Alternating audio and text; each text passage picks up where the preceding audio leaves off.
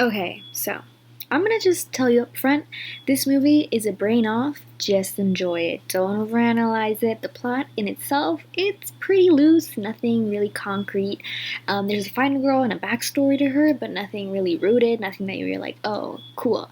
What I really enjoyed in this movie was the gore and the kills. I mean, hopefully James does a kill count on this movie. It's a Polish movie, it was really good, I really recommend it. Again, I recommend it for the gore and the kills. Briefly, the story's kind of interesting, but the characters, don't go for the characters. Basically, I should say it's a group of kids find themselves on a retreat where they aren't allowed cell phones because they're addicted. So they're in there for like rehab addiction cell phone thing. And so they go on a hike and they encounter various dangers. So first let's talk about the characters and their archetypes and trying to deviate from them. Like they do the stereotype of like, oh, this character is gonna be like this, but oh, we added this part to like combat that. So first I want to say that since it is a Polish movie, I may mispronounce the name. I am so sorry. Just want to give a heads up for that. So Zosia, oh god, I'm so sorry. She's the final girl. She has a tragic backstory. Her family basically were all killed in a car crash, and so she also has self-harm scars on her wrists. She's quiet, she's polite, but she's also strong and resourceful because they show little moments of her with like she has a knife and she knows kind of like what to do, and she's also really sweet because the second character is Julik. He's Julik. I'm so sorry again. He's a nerd. You can just kind of tell by what he's wearing, how he acts. He has like the glasses, and he kind of like flirted a little bit, or at least was very nice to Zosia, and she was also nice to him. I don't know if me trying to put accents makes the names even worse. Anyways, so he's a nerd, and he's actually in this thing because he's a professional gamer. And the thing is, he knows a lot about pop culture and horror movie tropes, and like he's talked about like the Terminator, all these other stuff. And he basically compares Zosia to Sarah Connor. And the thing is, it's kind of funny because he's a professional gamer. Like he's competing. Like he was gonna compete for in Korea for like $500,000, and his parents were like, "No, that's bad," and they sent him to this retreat. And it's like the dumbest thing. Like if my son was a professional gamer and was making bank, why would I? How isn't that like a good thing? Like he has a career on it, and he has like almost 1 million subscribers. Like he's like got it, but his parents are like, no, too much because he failed school. And it's just like I mean, you could have just, I don't know. Anyways. Then there's Aniela. She is basically the archetype of the hot girl. She talks about her not knowing herself and being viewed just as a sex object, and she's basically viewed as that. She's viewed as someone pretty, and she does sleep with Daniel, which he is like the athletic fake playboy. He is apparently a virgin when he has sex with Aniela, but he's like, no, I have a bunch of girls, I date a bunch of girls, blah blah. He literally pretends, but he's very much a virgin and just doesn't really. And then you have Bartek. He is he's gay, but he's the homophobic type of gay, where he really plays up like, oh, like, because Daniel, he's athletic, so he swims and all that stuff. So he's like, oh, I bet you have like a dick in your mouth. I bet you like shave your like a bunch of like homophobic things. And he's actually gay, and his father is very against that. And he has this heart to heart with Aniela, kind of confessing that his father, like, he could like slap a guy's butt in front of him, and he would think it's like a macho thing. So they kind of like, show a stereotype but then kind of try to combat it a little bit. And then you have Isa. She's a teacher. She's like very, she just kind of is. Like not much to say about her. Well, the thing is, let's talk about the deaths. The first person to die in the movie is an old woman. We saw her fall into a cellar. She's basically dragging like a deer, and you can tell that she's very old, and so she ends up falling into a cellar, and well, she's passed out. And because when she fell, she apparently had the keys on her, and there's something down there in the cellar, and whatever's in the cellar kills her, and they escape. we already know it's, two people, but I felt like making mystifying a little bit. Second person to die, it's the virgin. The virgin right after having sex. It's Daniel. He dies. He's in his like sleeping bag, and like the monster guy comes up, seals him up in his sleeping bag, and just smacks him against a tree. And then everyone's like, oh my god, where is he? And the thing is, Julik is actually talking about all of the tropes and basically saying like, oh, if you're a virgin, you die. Like if you have sex, you die. If you separate, you die. And that basically is what happens. And then you have the teacher dies, and it's the most stupid reason ever, because the thing is, after Daniel basically disappears, they're like, oh, maybe it's blood, maybe it's not, and the thing is, the teacher finds a condom and weed, and so they're like, oh, Aniela, what did you do? And she's like, I don't know what you're talking about. Anyways, they decide to split up, obviously. So it's Zosia, Julik, and Isa, the teacher, go off and look for Daniel, and Bartok and Aniela stay behind, because they're like, just in case he comes back. And so they reach a house, and they decide to start snooping around. And Julik is like, this is a bad idea, this is illegal, and the other two are just like, shut up, Julik, just stop annoying us.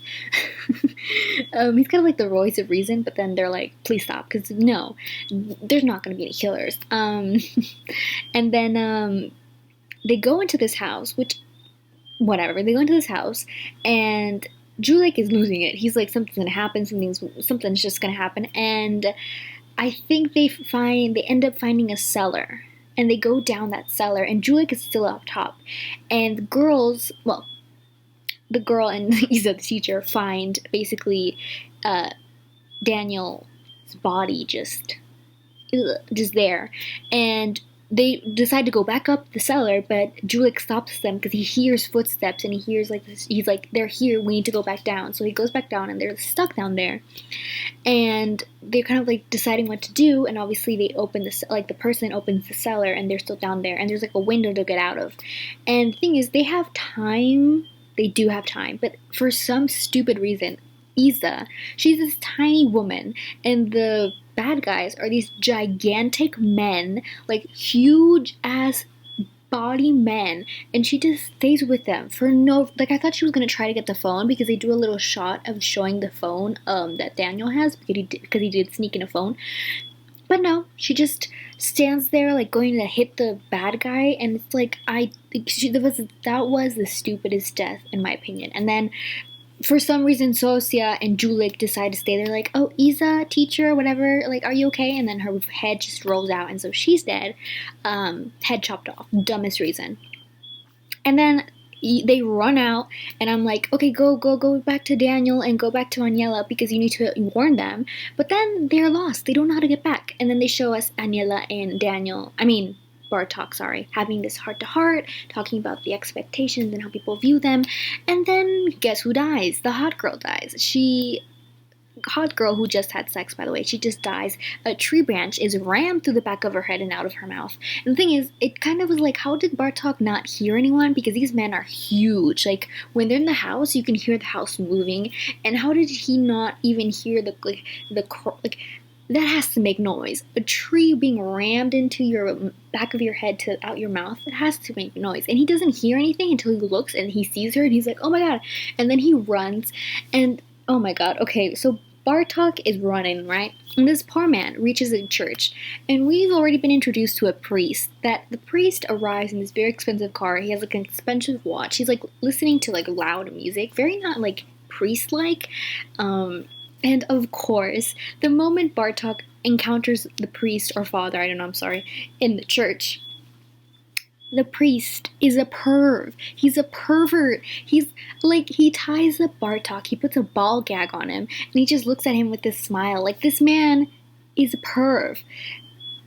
Like, huh? And I'm like, this poor man just witnessed a murder, and now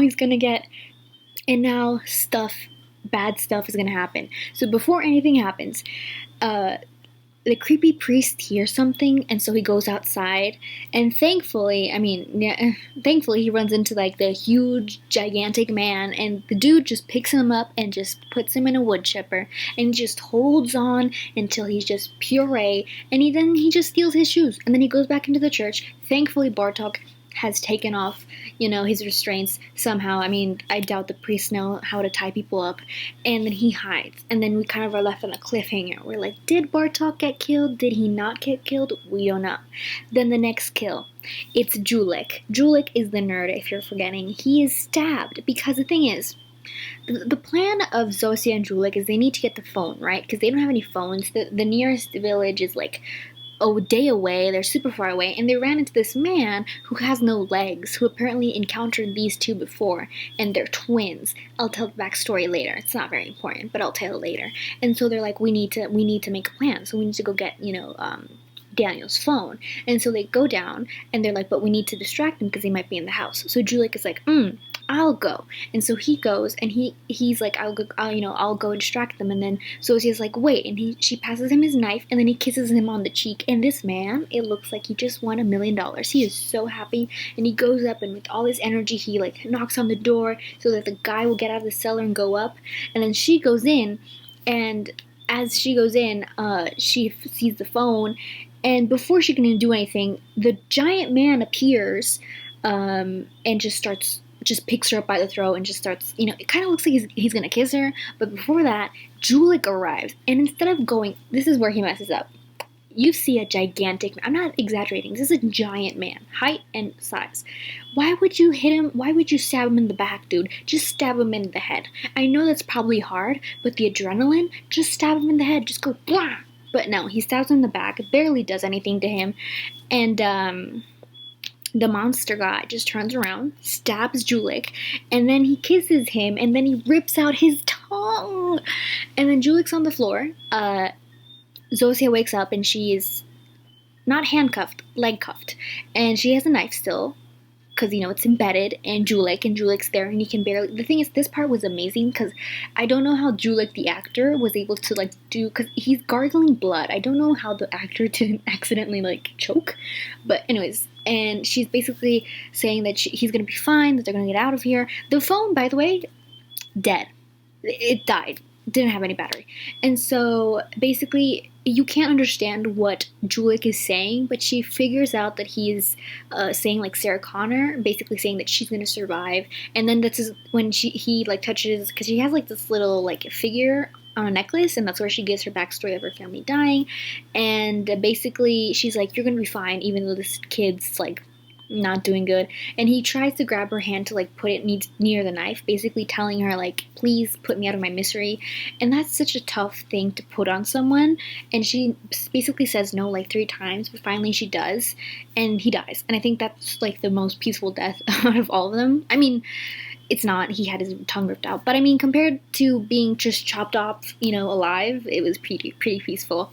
And then Zosia has a knife, and she's able to basically get out of that trap, and she just runs out. She's like, bye-bye. Oh, wait, no, I'm so sorry. She doesn't run out. This woman, she takes Sarah Connor, she takes that Sarah Connor message to heart. She grabs a machete, and she hears that man upstairs, and she goes up. And she opens the cellar, and it's very reminiscent to The Evil Dead. I want to say it's an homage, but maybe it's not, but I feel like it is. And she just gets out, and she just machetes the big monster who's laying on the ground, on the bed. She just machetes him. She just keeps going at it and just stabbing him in the stomach or the chest or whatever. And it's literally shown that it's going through the bed, it's going all the way down to the bedding and the wood frame of the bed. And she just keeps going at it like a beast. And then she goes and then she leaves, right? And then you're like, who dies after this? Well, we're shown back the dude who has no legs, who apparently had an encounter with them, and I guess they took his legs or something. And he hears that someone is trying to open the door. Now, this one, I was like, dude... He immediately shoots. He has a shotgun, and he immediately fires. And who is it? It's not any of the bad dudes. It's Bartek. He dies by shotgun, accidental shotgun. And... at first, I was like, dude, why would you shoot without knowing? But at the same time, I'm like, well, there's 2 basically killers on the loose. Why didn't Bartok say anything? Hey, is anyone in there? But also, I understand why he didn't say anything, because maybe he's like, what if there is someone in there, a bad guy? So, it was unfortunate that Bartok died, and the other dude is like, oh my god, I just killed someone. And then Zosia, she's out running. She's like the adrenaline, and then we're showing a cop, right? A cop who's basically talking to a prostitute. Nothing sexual, just talking, just venting about his job and not liking it. And then he's just like, oh, I haven't fired my firearm, and like since I took the test, and he's just like, ugh. And then I knew it that Zosia was gonna come up and just scare the living crap out of him, and she did. She's pounding on the door, and he's like, and I for a second I was like, please let this be a good person, and it was. And she's basically explaining, or I guess she explains it, because the next thing we see, she's in the back of the cop car, and he's up front, and he's driving out, and then he runs over the huge guy, and so she's just like, what are you doing? And he just walks out. I don't know why he does this, but he walks out of the car, and obviously to go see what he hit. And then when she sees that it's the dude, she's hitting the glass and being like, officer, don't go, don't go, don't go. And he just turns around like, ugh.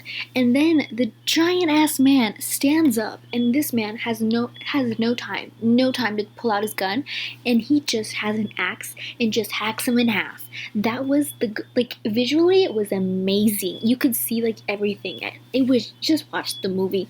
And then Zosia's like, huh, what is happening? And that man is walking towards her, and she can't get out because obviously she's in the back of the cop car, and she breaks the window and she goes to the front seat, and it's this whole like thing, and he's trying to get on top of the car and just like hacking on the roof, and then finally she turns the car on, and she runs him over twice, and then she just speeds off. And then we're shown basically at the ending, there's Nazi people, they die. That's good, they're basically killed.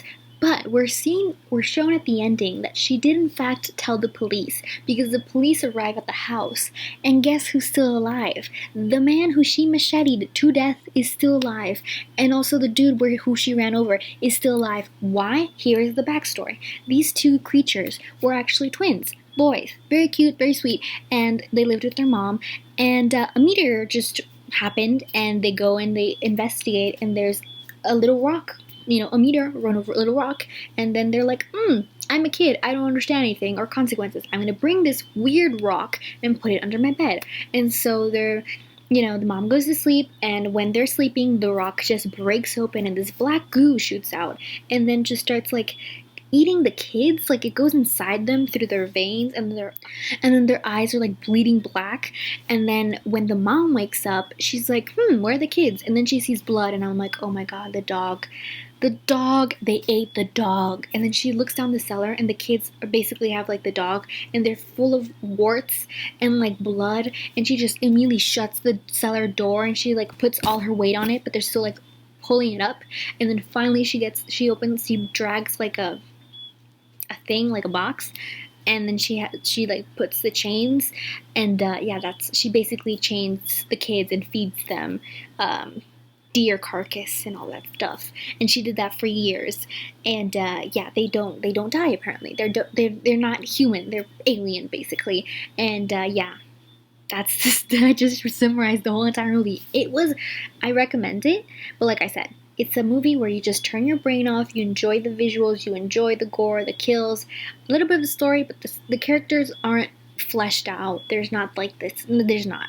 But I still enjoyed it, recommend it. I know I basically summarized the whole entire thing, but so please watch it. Like I said, I enjoyed it. Hopefully James does a kill count, because obviously even though I did summarize the deaths, he is more in depth with it and shows everything. So yeah. Thanks for watching, I guess. I'm so bad at these endings things. But also, if you did watch it, what do you think about it? Please tell me, please tell me. Also, one thing that I did want to add at the end was that they never made the two main girls like catty or mean to each other. There wasn't that. There wasn't many interactions between the both of them, but at least there wasn't like the stereotypical like, oh, she's like not, the stereotypical hot girl, or like, oh, she's like a little bit quiet, so she's weird. Like there wasn't any of that, which I very much enjoyed. Like I said, they did have certain like archetypes, but they tried to deviate them or try to give them more backstory, but not a lot. So I just kind of want to add that at the end.